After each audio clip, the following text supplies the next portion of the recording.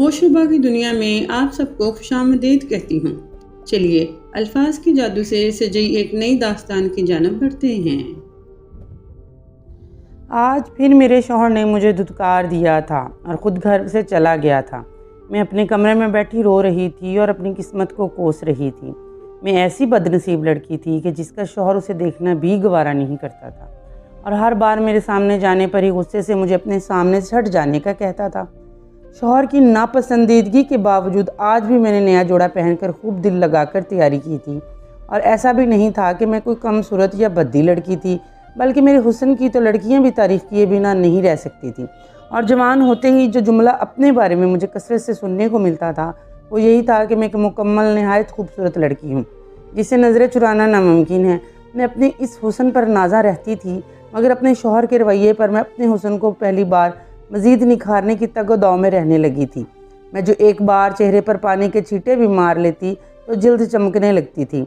अब मेकअप कर कर के पागल हो जाती थी, मगर मेरा शौहर मेरी तरफ माइल ही नहीं होता था। मुझे शक था कि मेरे शौहर ने शायद मुझे कभी देखा ही नहीं था, क्योंकि आज मैंने नया जोड़ा पहनना था। वो सुर्ख रंग का सूट मेरी सफ़ेद रंगत को मज़ीद चमका गया था।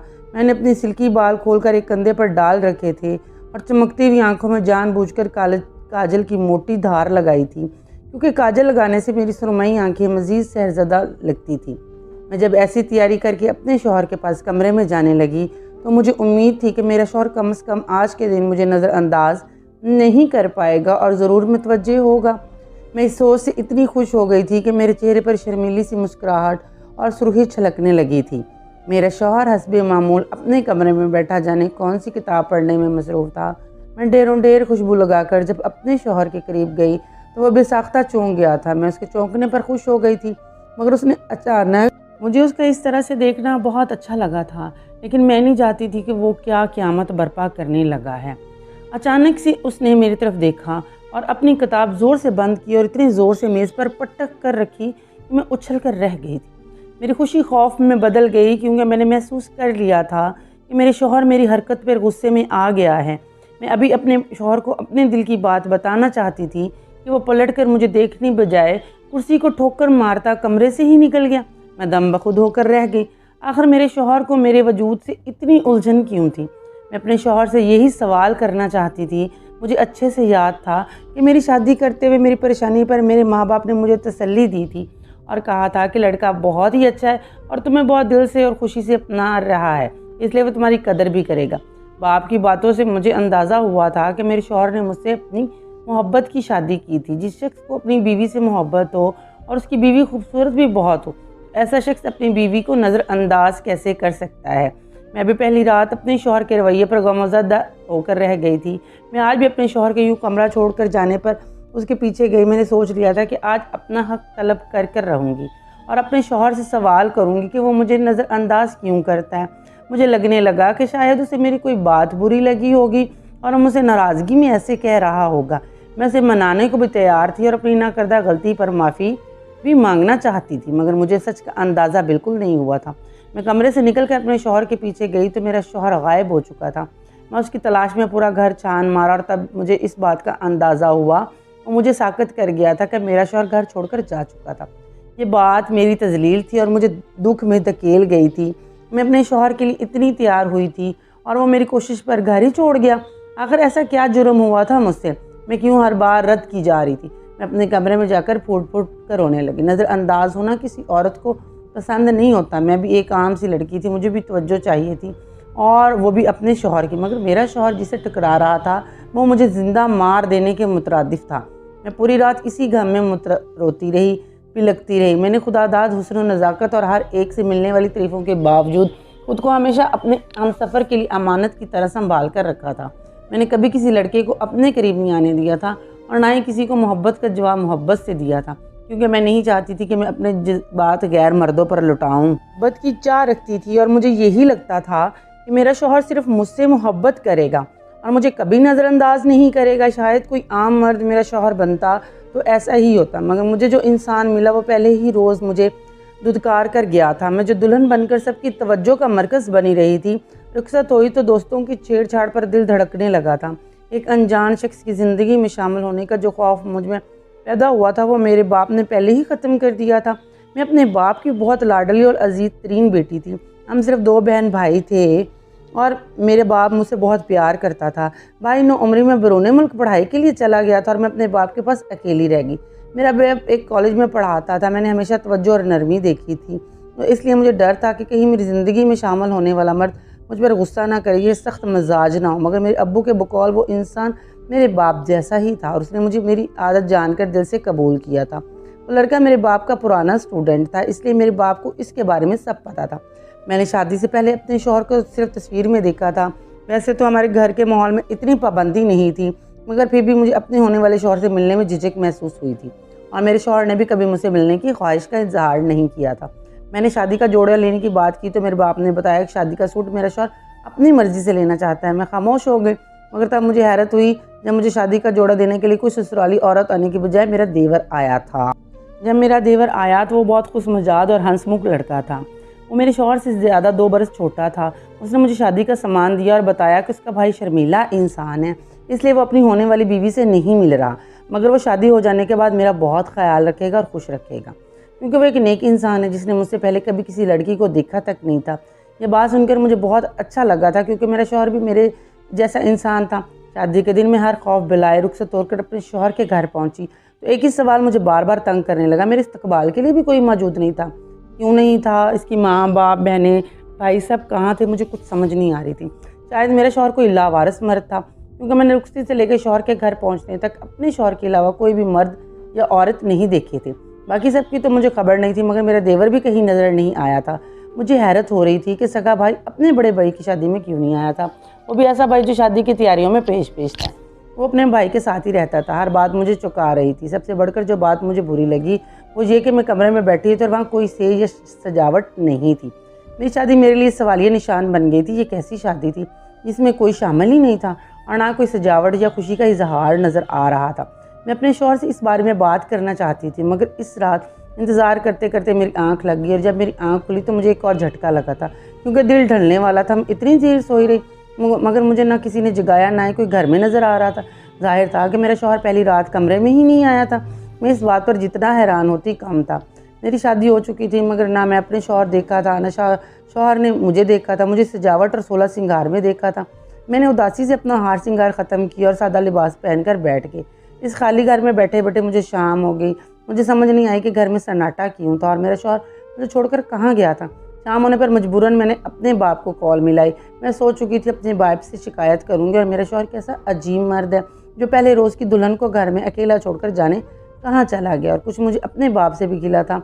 मैंने हमेशा देखा था कि लड़की ब्याह कर जाती है तो मैके वाले अगले रोज़ नाश्ता लेकर आते, इस घर जाते हैं। मेरी माँ हयात नहीं थी, सिर्फ एक भाई और बाप मेरी पूरी फैमिली थे। हम घर के 3 अफराद थे और वो भी इस मौके पर साथ नहीं थी। मेरा बाप मुझे ना मिलने आया ना ही नाश्ता देने आया था। मैं शिकायत लगाने के लिए कॉल मिलाती रही, मगर अब्बू ने कॉल अटेंड नहीं की। भाई बैरून मुल्क रहता था और इससे मेरी कभी इतनी दोस्ती नहीं रही थी कि मेरी शादी पर वो आता। मैं सर डाले बैठी थी, ना शौहर घर आया था ना बाप ने कॉल अटेंड की थी। मेरा दिल अजीब वसवसों में घिर गया। रात हुई तो मेरा शौहर घर आ गया। मैंने उससे बात की और शिकवा करने की कोशिश की, मगर वो मुझे नज़रअंदाज करता हुआ किचन में गया और अपने साथ लाया खाना बर्तन में निकाल कर मेरा हिस्सा वहीं किचन में रखकर अपने कमरे में चला गया। मैं उसकी हरकत पर हैरान हुई थी, मगर तब भूख की वजह से मैंने ज़्यादा सवाल नहीं किए और चुपचाप खाना लेकर बाहर बैठती अकेले खाने लगी थी। अभी मैं खाना खा रही थी कि अचानक मेरे शौहर ने आकर चाय का कप मेरे सामने रखा और इससे पहले मैं सर उठाकर कोई बात करती वो पलट कर चला गया। मैं थकी हुई थी और अपने बाप से रब्ता ना होने की वजह से परेशान थी, इसलिए चुपचाप चाय पीने लगी। मैं बुरी तरह से परेशान थी ताकि मैं अपने शौहर से बात करूं, मगर अचानक मुझे चक्कर सा आया। मैं लड़खड़ाती हुई ज़मीन पर गिर गई। जब मेरी आंख खुली तो मैं बिस्तर पर थी और दिन निकल आया था। मुझे कमरे में यकीनन मेरा शौहर लाया था, लेकिन वो खुद इस वक्त भी मौजूद नहीं था। तब मुझे पता चला कि उसने मुझे चाय में नशा मिलाकर दिया था ताकि मैं मज़ीद उसके सर पर सवार ना हूँ। मैं अपने कमरे में सोई पड़ी रहूँ। मेरा दिमाग उलझने लगा था और कुछ दिन मज़ीद ऐसे ही गुजरते चले गए। मेरे हिसाब चटकने लगे थे। मेरा बाप जाने कहाँ गायब हो गया था और शौहर अजीब अजनबियों जैसा रवैया दिखा रहा था। तब मैं थक कर एक रोज़ अपने भाई को कॉल कर दी। मैं उससे मदद मांगना चाहती थी। मुझे उम्मीद थी मेरी परेशानी सुनकर वो मुझे मेरे अब्बू के बारे में बताता और मेरे शौहर से भी बात करता, मगर उसने कॉल पर मुझे जो बताया वो मेरे सर पर पूरे घर की छत को गिरा गया था। मेरी परेशानी पर मेरे भाई बोला कि हमारे अब्बू किसी ज़रूरी काम की वजह से मेरी शादी के फ़ौरी बाद मुल्क से बाहर चले गए और फ़िलहाल रब्ता नहीं कर सकते, इसलिए उन्हें तंग ना करूँ। और जब मैंने शौहर का बताया तो वो बोला तुम्हारे पास अब एक वही शख्स है जिसके पास तुम्हें रहना है, इसलिए उसे तंग मत करो, जैसे वो रह रहा है उसे रहने दो, वो तुम पर कोई जुल्म नहीं कर रहा था, ऐसे हालात में इतना ही काफ़ी है। मेरा भाई अपनी बात करके कॉल काट गया था और मैं मुजस्समा बनकर बैठी रह गई थी। मेरे बाप का ऐसा कौन सा काम था, वो यूँ अचानक चुपचाप चला गया और रब्ता भी नहीं किया। मुझे तब शिद्दत से रोना आया था, मेरी ज़िंदगी अचानक ही उलझ कर रह गई थी। कुछ दिन तो मैंने रो धो कर गुजार दिए थे, मगर फिर मुझे अपने शौहर का यूँ दूर दूर रहना खिलने लगा था। मैं आम सी लड़की थी। इसके बाद जो रवैया मेरा शौहर मेरे से बरत रहा था वो मुझे बिल्कुल भी बर्दाश्त नहीं हो रहा था। मैं अपने शौहर को मुतवज्जा करने के लिए आहिस्ता आहिस्ता पूरा घर संभालने लगी। मेरा शौहर पहले रोज़ से बना बनाया खाना घर लाता था, इसलिए मैंने घर में गाना बनाना शुरू कर दिया था। मैं रोज़ाना जायकेदार खाना बनाकर अपने शौहर का इंतज़ार करती थी, मगर मेरे शौहर आते तो अपने लिए खाना लेकर खुद खाने लग जाते थे। मैं जब भी उसके सामने जाती या मुतवज्जो करने की कोशिश करती, वो अजीब सी बात बोलता था जो मुझे घबराहट में मुब्तला कर देती। वो बोलता कि नकाब कर लो वरना मुझे गुनाह मिलेगा। वो नमाजी और परहेज़गार इंसान था, मगर मुझे हैरत इस बात की थी कि वो अपनी बीवी को देखने से कैसे गुनाहगार हो सकता था। एक घर में रहकर भी वो मुझसे मुकम्मल पर्दा रखता था और मुझे देखता तक नहीं था। मैं घर में जो भी काम करती वो करने देता ताकि मैं उसे तंग ना करूँ। मैं चाहती थी मेरा शौहर मुझे देखे और मुझे सर से लेकर पाँव तक देखे। शौहर की तवज्जो और मोहब्बत पर हर बीवी का हक़ होता है और ये हक़ तो अल्लाह ने भी औरत को दे रखा, मगर मेरा शौहर जो है रोज़ मुझसे ये हक़ खा रहा था। मैं चाहे जितना भी बन संवर लेती वो मुझे तवज्जो नहीं देता था। उसी बात का मुझे सदमा था। मेरी शादी को 2 हफ्ते गुजर गए थे, मगर आज भी मेरे कोशिश पर मेरा शौहर मुझे सज संवर कर सामने जाने पर मतवज्जा होने की बजाय मुझे अनदेखा चला गया था और मुझसे बचने के लिए वो घर से ही चला गया था। मैं अपने कमरे में बेहिसी का मातम ना कर रही थी। मैं अपने कमरे में पड़ी रहती थी। मैं अपनी खूबसूरती के बावजूद शौहर की तवज्जो नहीं पा सकी थी और इस बात पर मुझे लगने लगा कि मैं दुनिया की सबसे नाकाम औरत हूँ। ज़िंदगी में पहली बार मुझे पछतावा होने लगा। काश मैं उस इंसान से शादी करने की बजाय अपने चाहने वालों में से किसी एक को चुन लेती तो शायद आज मेरी ज़िंदगी अलग होती और अपने शौहर को मोहब्बत और तवज्जो में खुशगवार ज़िंदगी गुजार रही होती। मुझे जाने किस गुनाह की सज़ा मिल रही थी। मैं इतनी ईमानदारी से ज़िंदगी गुजारने के बाद भी अकेली रह गई थी। मेरा दुख दर्द बांटने वाला कोई नहीं था, अपना भी मेरे पास नहीं था। मैं वो रात भी रोते हुए गुजारी और सुबह उठी तो सोच लिया कि मैं अपने शौहर से 2 टाउक बात करूँगी। अगर मेरे शौहर ने मुझे कबूल नहीं कर रहा था तो मैं तलाक लेने को तैयार थी। मैं उस रोज़ घर के कोई काम नहीं किया था। मुझे लगा इस बात पर मेरा शौहर मुझसे ज़रूर सवाल करेगा। मेरा शौहर सुबह घर से निकला और सारा दिन वापस नहीं आया था। साफ लग रहा था कि वो मुझसे बच रहा था और मैं मज़ीद ऐसी बेकदरी बर्दाश्त भी नहीं कर सकती थी। इसलिए 2 टोक अल्फाज बात करने का सोचकर अपने शौहर का इंतज़ार करने लगी। शाम हुई तो भूख से मेरा बुरा हाल होने लगा। मैं किचन में अपने लिए खाना बनाने लगी तो आइन उसी वक्त मेरा शौहर आ गया और आते ही अपने मामूल के मुताबिक मेरे सामने ये बने अपने कमरे में बंद हो गया। पहली बार मैंने खुद खाना लिया और उसकी बिल्कुल परवाह नहीं की थी, क्योंकि मेरी नज़र में ऐसा मर्द काबिल इज़्ज़त था ही नहीं जो अपनी बीवी को इस हक़ ना दे। रात हुई तो मैं दब्बे पाँव अपने शौहर के कमरे में जा पहुंची। उस वक्त मेरा शौहर इशा की नमाज़ अदा कर रहा था। रात की नमाज़ वो मेरी वजह से घर में पढ़ता था, क्योंकि शादी के शुरू दिनों में मैं उसकी तवज्जो हासिल करने के लिए झूठ बोल दिया था कि मुझे रात के वक्त अकेले में डर लगता है।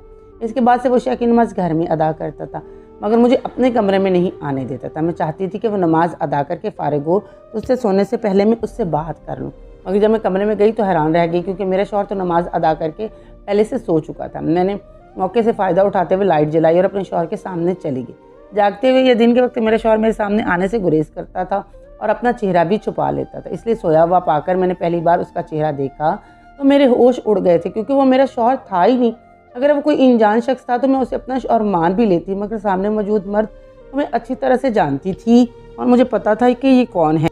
मेरा दिल दहल के रह गया था। मैं इस तरह के मजाक की तवक्को नहीं कर सकती थी कि आखिर ये मेरे साथ क्या हो रहा है। ये बात मेरे औसान ख़ता कर गई थी कि मैं अपनी शादी का तकरीबन 1 माह इस इंसान के साथ गुजारा था जो मेरा शौहर ही नहीं था। मैं अचानक हवास खोते हुए धड़म से ज़मीन पर गिर गई। शायद मैं दिमागी तौर पर बहुत कमज़ोर हो चुकी थी, या फिर मेरे असाब को ये झटका बहुत शिद्दत से लगा था, इसलिए मैं ताब ना ला सकी और बेहोश हो गई थी। मैं होश में आई तो मुझे एकदम सब याद आया। मैं झटके से उठकर बैठ गई। कमरे में कोई मौजूद नहीं था। मैं समझ गई मेरे बेहोश होने पर उसने मुझे जगाकर मुझे बिस्तर पर सुला दिया होगा, मगर खुद हमेशा की तरह गायब हो गया था। मैं सर हाथों पर गिराए रोने लगी थी। मुझे लाड प्यार से पालने वाले बाप ने मेरे साथ ये क्या कर दिया था। मुझे लगा मैं दुनिया भर में अकेली हो गई थी। खामद बीवी जैसे इतने पाकीज़ा रिश्ते को इस्तेमाल किया गया था और मेरा भी सरासर एहतसाल हुआ था।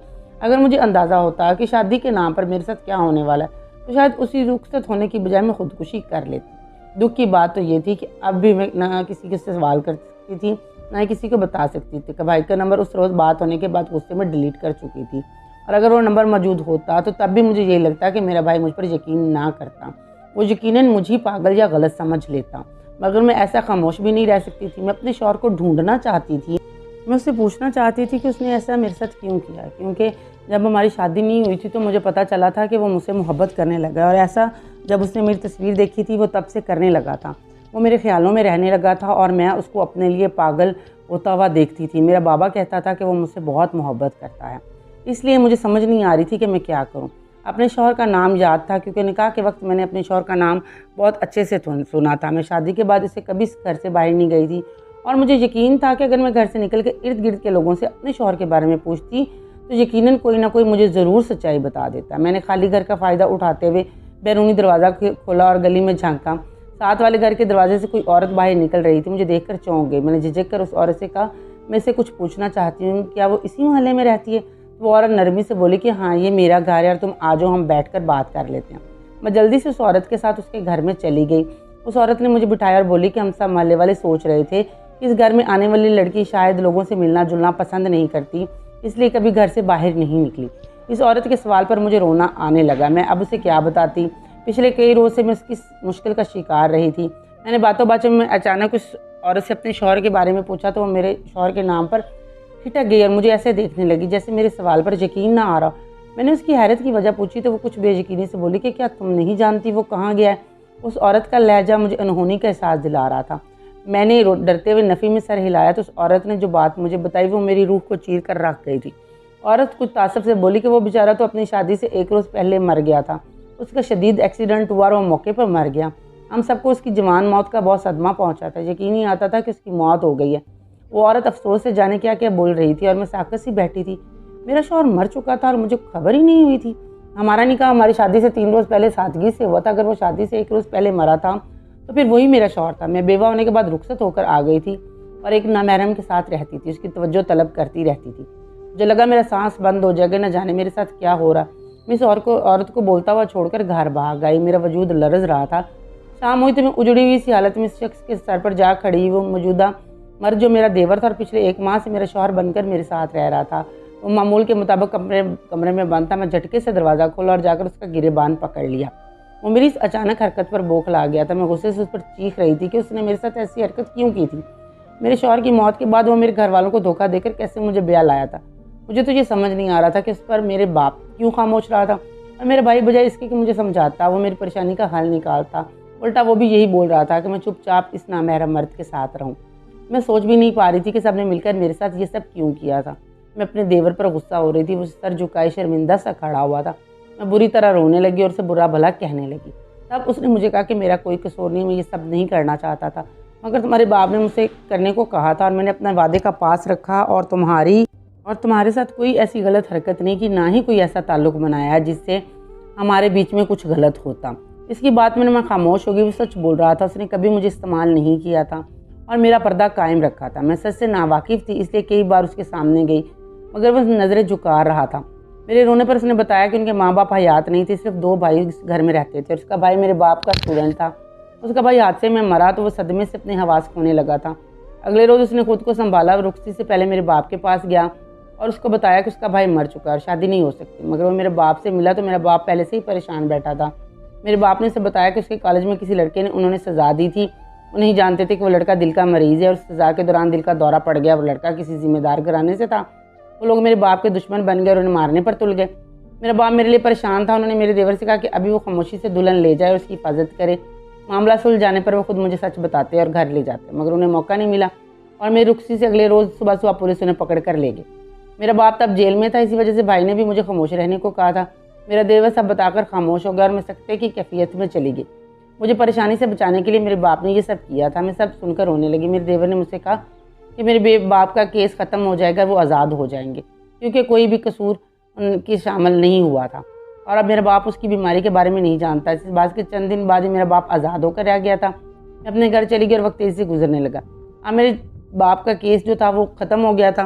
मेरा बाप बेकसूर था, लेकिन फिर भी उन लोगों ने मेरे बाप को सज़ा दिलवाई थी। मैं अपने घर चली गई और फिर 2 महीने बाद मेरे देवर से ही मेरी शादी हो गई थी। इत्तेफाक ये था कि मेरे बाप को वो लड़का भी बहुत पसंद था और उसने कहा कि ये मेरी भाभी है, ये हमारे घर की इज़्ज़त है, तो मुझे ये पसंद है, तो इससे मैं शादी करना चाहता हूँ। तो मेरे बाप ने बड़े अरमान के साथ बड़े खूबसूरत अंदाज से मुझे उसके निकाह में दे दिया था। आज मेरी शादी को 10 साल हो चुके हैं, 2 मेरे बच्चे हैं, लेकिन मैं अपने शौहर को आज तक भी नहीं भूल पाई, क्योंकि मैंने उससे पहले मोहब्बत की थी। तो अगर दोस्तों आपको हमारी कहानी अच्छी लगी हो तो चैनल को सब्सक्राइब ज़रूर कीजिएगा। अगर आप भी इसी तरह की कुछ सच्ची कहानी हमारे चैनल पर लगवाना चाहते हैं तो इंस्टाग्राम पर आप हमसे रब्ता कर सकते हैं। साथ रहने का शुक्रिया।